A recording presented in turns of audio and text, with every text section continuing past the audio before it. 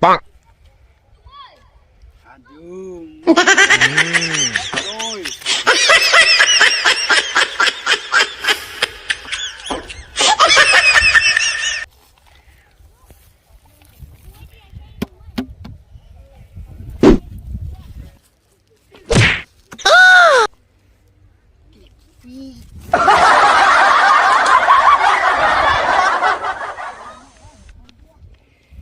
Bonk.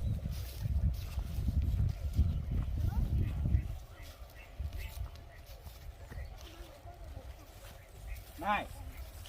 Đưa tay vào đây. Em không có tiền đâu anh. Đưa tay vào đây. Em không có thật mà. Mày biết đây cái gì không? Oh no.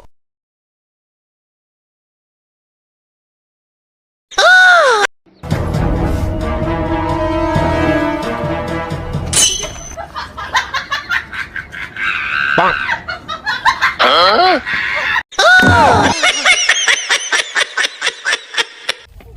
Bonk. Biết nha.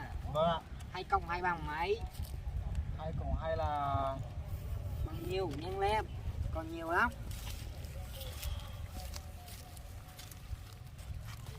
2 bằng mấy? 5 cộng 5 bằng bao nhiêu? Bao nhiêu nói đi. Biết đi. Hả?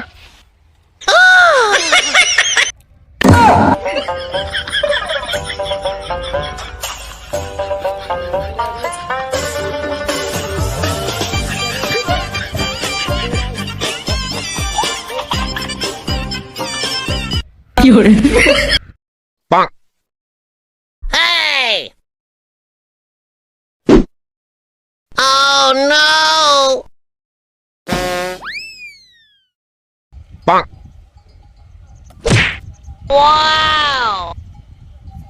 Oh no!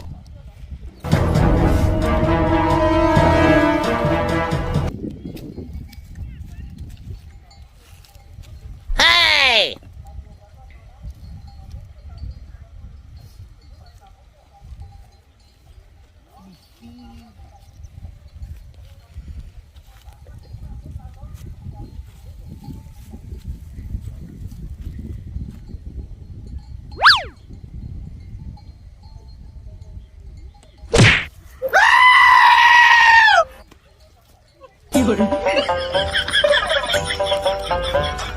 Wow! Bonk.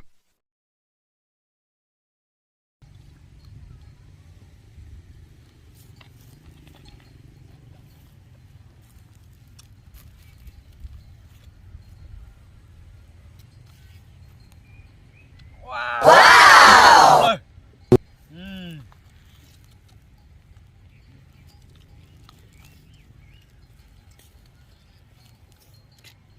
Ô, bà gọi đây xin à. Bé xì à. Bà gọi đi. Bonk. Cá hồ. Ô, tay không có gì hả? Yo, chỉ cả cho nó cũng Bonk. cái nhiều là cũng chỉ cả. À. Yo có sao chơi muốn nhiều là sẽ tiền muốn nhiều cho cũng cho học sinh đã chơi. Cú có chỉ ta học sẽ cú học của tư muốn nhiều 10 euro rồi nè. Cô chỉ mới nhớ đi, bố có hay có cái mẹ xem mà. Cả chỉ muốn nhiều chơi cũng chỉ bố có học. Chả có mua cái đũa luôn luôn. Chỉ muốn nhiều chơi chỉ học sẽ là rồi học chơi rồi thì 10 euro thế này sao cũng muốn nhiều nữa. Thì phải nó hay có cái mẹ xem mà. Cả Chả có gì vậy mua. Cái đũa thằng bảo co. sao không muốn nhiều là chứ. Rồi tên nó là rồi học là 10 euro là thế nào.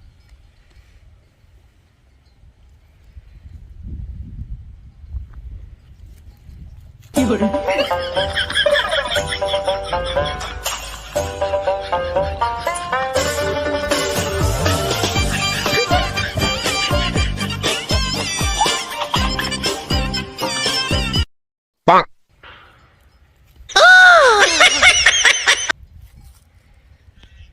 Ba, có chỉ cả của họ lấy gì, các bạnเขาก็cũng một củ à. Cái gì khéo mua. Nope. Có rồi chỉ muốn nhiều thỏ thì thỏ sẽ chơi. Phải luôn, phải có mấy Cái chỉ một. bú đi.